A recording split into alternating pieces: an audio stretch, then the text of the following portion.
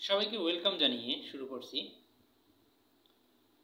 Spoken practice with Sirajul Islam. আজকে এই ক্লাসে কমন এক্সপ্রেশন অ্যান্ড স্ট্রাকচার নিয়ে আমরা কিছু সেন্টেন্স প্র্যাকটিস করব। কোনো কাজ করার এটিই সঠিক সময়ে বোঝাতে নিচের এই স্ট্রাকচারটি ফলো করুন। It's high time plus 2 plus verb 1 plus object. কঠোর পরিশ্রম করার এটাই উপযুক্ত সময়। It's high time to do hard work. বিশ্রাম নেয়ার এটাই সঠিক সময়। It's high time to take rest. তোমাকে ভালোবাসার এটাই সঠিক সময়। It's high time to love you.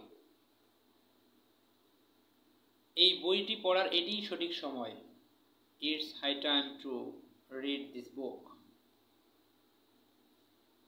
কত সময় লাগে, কোনো একটা কাজের ক্ষেত্রে কত সময় লাগে, লেগেছিল বা লাগবে এমন বাক্য তৈরি করতে নিচের এই স্ট্রাকচারটি ফলো করুন।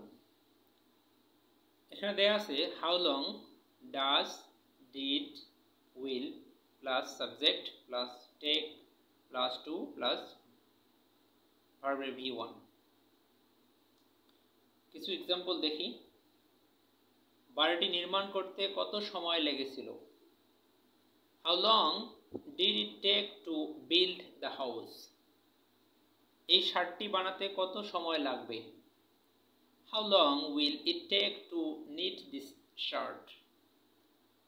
এয়ারপোর্টে যেতে কত সময় লাগে? How long does it take to get to the airport.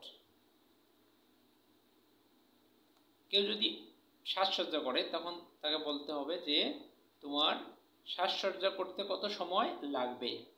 How long will you take to make up.